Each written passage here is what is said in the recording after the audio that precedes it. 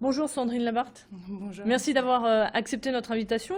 Alors vous venez de sortir ce livre, Un ourson et la maladie de maman. Ça reflète finalement votre histoire, puisqu'il y a quelque temps vous avez été confronté à une maladie grave et vous avez souhaité expliquer cette situation à votre enfant, à votre fils, comment vous y êtes pris et que vous est-il arrivé, parce que je crois qu'il faut aussi comprendre votre histoire.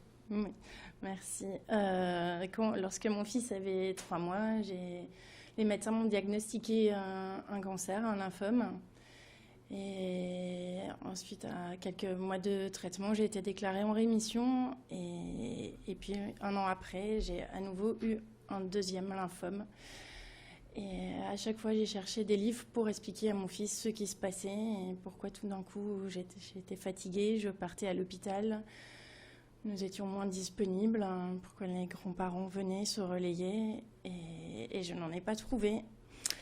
Donc je pensais bien trouver un choupi ou un petit ours brun, mais il n'y en avait Alors, pas. quand vous cherchiez un livre, est-ce que c'était le fait que c'était dur pour vous de l'expliquer à votre fils, ou vous cherchiez un support pour que ce soit plus facile? Je cherchais plus un support pour qu'il puisse se projeter. En fait, je trouvais que c'était peut-être plus évident de voir que ça pouvait arriver à quelqu'un d'autre, un petit ours. Plus pédagogue aussi? Voilà. Ouais. Alors, c'est de là où est né donc Nourson et la maladie de maman. Oui.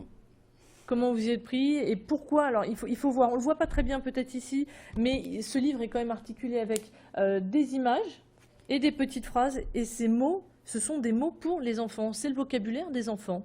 Oui. J'ai demandé à Claire Brenier, qui est la marraine de mon fils et illustratrice de métier, si avec moi elle était d'accord pour que justement on fasse ce petit livre. Donc elle a accepté. Elle a travaillé bénévolement et les mots, on les a trouvés toutes les deux. Enfin, je lui ai surtout donné les idées, je lui ai dit ce que j'aimerais voir dans ce livre et ce que je trouvais important qu'il y ait, notamment le fait que maman mette un foulard, sans forcément montrer un ours sans cheveux, mais une maman avec un foulard, une maman fatiguée. Et c'est Claire qui a eu l'idée de faire parler le petit ours et de l'animer, que ce soit lui qui raconte cette histoire. Vous l'avez fait lire à votre fils? Vous lui avez montré? Vous lui avez mis entre les mains? Oui, je lui ai mis entre les mains. Il était plus grand, l'histoire était terminée lorsque nous avons sorti le livre. Mais ça lui a permis de se replonger dedans, de poser des questions, de me dire, mais ah bon, c'est vrai maman, je faisais ping-ping aux mauvaises cellules, et oui, c'est vrai, c'est toi qui faisais ça. Et voilà. Est-ce que vous pensez que c'est justement ce livre pourra servir en tout cas à d'autres parents qui sont peut-être dans votre cas? Est-ce que vous avez rencontré des parents justement qui avaient besoin d'une aide, d'un support, comme on le disait, pour expliquer cette maladie? Oui, oui, oui, j'ai une amie qui est malade également, et puis je connais d'autres personnes, des amis d'amis, en fait, des amis qui m'ont parlé de leurs amis qui, elles aussi, avaient mon âge. Et aujourd'hui, le livre commence à être un petit peu connu et je reçois aussi des courriels et des courriers de gens de mamans qui souhaitent commander le livre parce que malheureusement, on leur a également diagnostiqué un cancer. Est-ce qu'il y aura une suite, un ourson?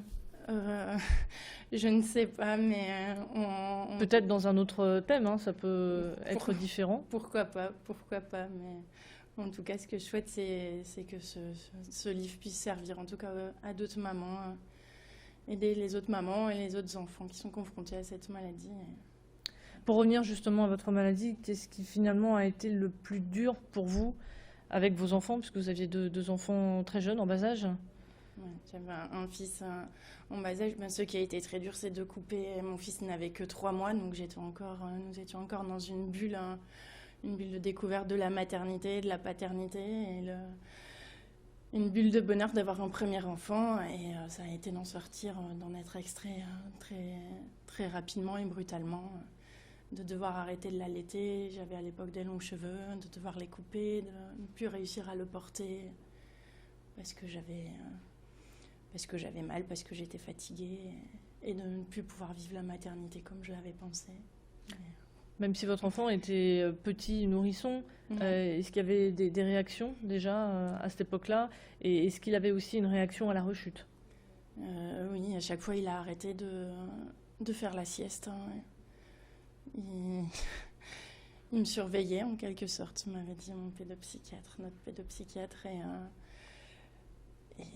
il surveillait, et on voyait qu'il était différent lui aussi. Ouais, finalement, ça a été votre force. Oui, ça c'est sûr que ça a été ma force, ainsi que mon mari et nos familles. Alors dites-nous tout, Sandrine, où est-ce qu'on peut trouver Nourson et la maladie de maman? Alors, soit vous pouvez me le commander directement en passant par le site www.lelivredenourson.com, tout attaché.